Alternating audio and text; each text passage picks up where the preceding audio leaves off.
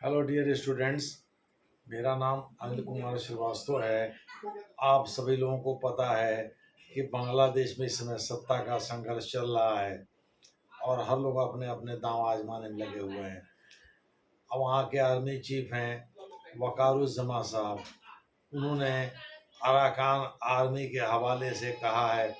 आप लोगों को अराकान आर्मी के बारे में डिटेल में चर्चा किया गया है, बताया गया है अराकान आर्मी के बारे में कि वर्ष 2009 में किस प्रकार इसका गठन हुआ, किस प्रकार बांग्लादेश के लिए यह खतरा बनता जा रहा है। यह सब बातें आपको बताई गई थी। इस समय में वकारुज्जमा साहब ने जो कहा है, भाई बांग्लादेश में आतंकवादी हमला बढ़ सकता है, आतंकवादी घटनाएं बढ़ सकती हैं। तो इसके पीछे मुख्य रूप से 3 कारण हैं। पहला तो ये है कि इस्लामिक कट्टरपंथी इसी में अपना हाथ धोने की कोशिश कर सकते हैं, बहती गंगा में हाथ धो लिए, जैसे वो सीरिया, इराक, यमन आदि में देशों में या गाजा पट्टी में करते हैं। दूसरे शब्दों में उनको इससे मतलब बिल्कुल नहीं है कि ये मुसलमानों का शासन है कि हिंदुओं का शासन है। उनको तो बस खुराफात करना है और वो खुराफात करने से कभी बाज आते नहीं हैं। तो पहला कारण तो ये हो गया। दूसरा कारण ये है, मोहम्मद यूनुस ने जमायते उलेमा अल इस्लामी को बढ़ावा दे करके मोहम्मद यूनुस खान, जो कि बांग्लादेश के चीफ एडवाइज़र हैं, उन्होंने खुद ही आफत मोल ले लिया है।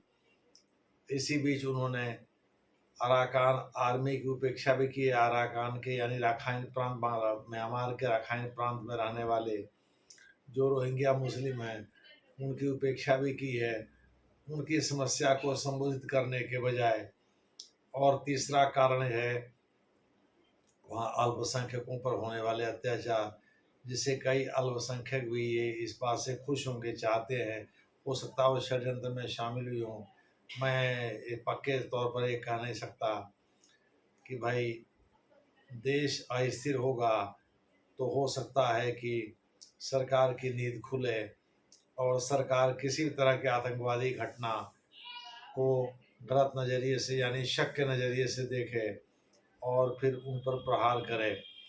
तो हो सकता है कि ये भी एक फैक्टर हो।